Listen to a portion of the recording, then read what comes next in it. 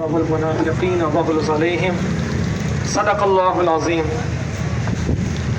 اللہ رب العزت کا کرم کہ یہ ہم سب کی غیرت ایمانی کہ آج ہم اس پلیٹ فارم پر عظمت قرآن کی تحفظ کے لیے جمع ہوئے ہیں۔ حضرات محترم، یہ بہت ضروری ہے سمجھنا کہ قرآن ہے کیا۔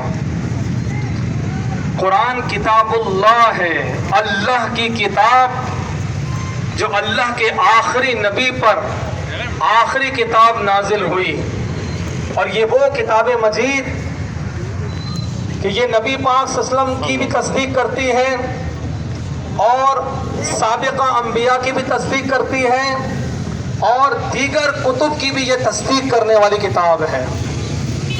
حضرات محترم، ہمارا جذبہ تو یہ ہے کہ ہم قرآن مجید کو اس وقت تک چھوتے بھی نہیں جب تک ہم باوضو نہ ہوں، باغسل نہ ہوں، کہ قرآن پاک میں آتا ہے لا یمسہ الا المطہرون۔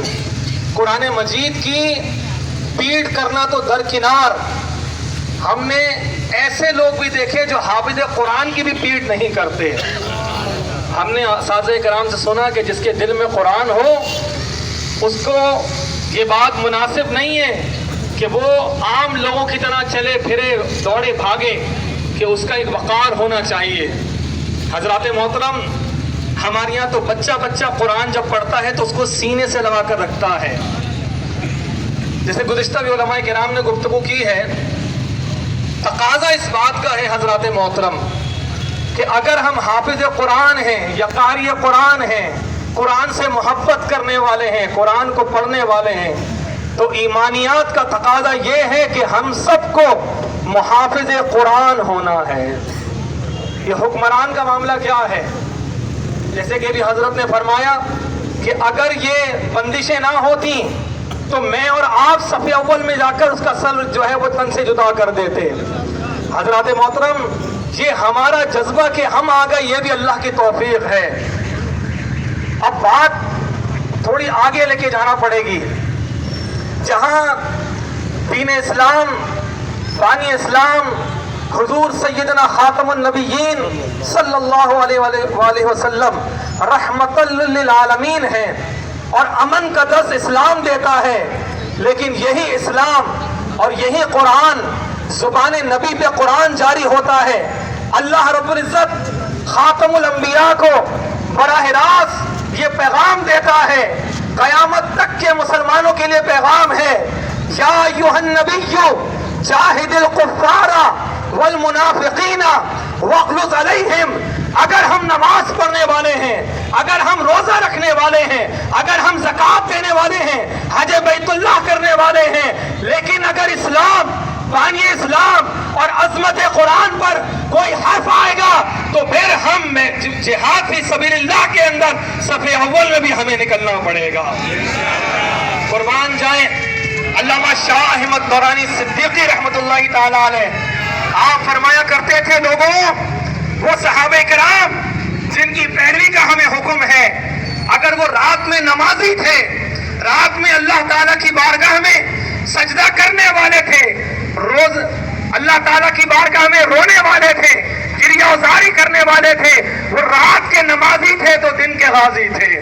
حضرات محترم، یہ حالات جو پیدا ہوئے ہیں نا، یہ ایک پلاننگ کے تحت کیے گئے ہیں۔ یہ جو میں نے آیت پڑھی، اے نبی صلی اللہ علیہ وسلم، اب آپ ان کفار کے ساتھ جہاد کیجئے، ان کے ساتھ قتال کیجئے، واغلظ علیہم۔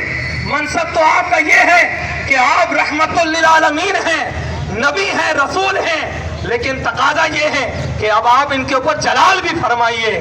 تو یہ کفار کے اوپر اپنا غصے کا اظہار کرنا یہ اللہ کا حکم ہے اور یہ بھی سنت رسول صلی اللہ علیہ وسلم ہے۔ حضرات محترم، یہ آج ہمارا جمع ہونا ہمارے ایمان کی بقا کا سبب ہے اور اس بات کا تقاضا ہے، اگر ہم یہ احتجاج میں نہیں کریں گے جو ہمارا کام ہے تو پھر وہ کہیں گے کہ یہ مسلمان بالکل گئے گزرے ہیں۔ حکمران تو یہی ہے نا، انہوں نے ہمیں ایسا پھنسایا ہوا ہے کہ ابھی لائٹ نہیں ہے، گیس نہیں ہے، فلانا نہیں ہے، ڈھمکا نہیں ہے، عوام اسی میں لگے رہے۔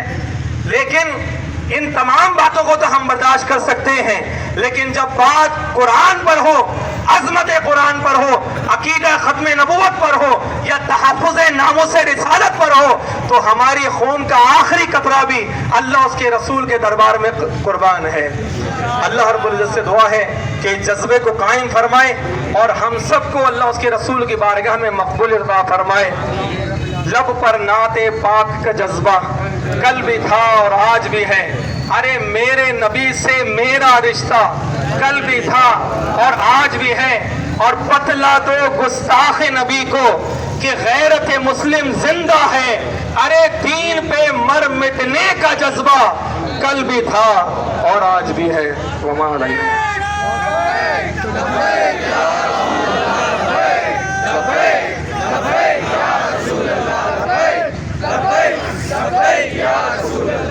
ماشاءاللہ آپ کا جذبہ اس بات کی ہمبازی کر رہا ہے کہ ہم آج یہاں جو مجتمع ہیں، یہاں پر موجود ہیں، یہ اس بات کی دلیل ہے کہ قرآن سے محبت، صاحب قرآن سے محبت ہمیں یہاں کھینچ لائی ہے کہ نہ گھبراؤ مسلمانوں، ابھی ایمان زندہ ہے، نہ گھبراؤ۔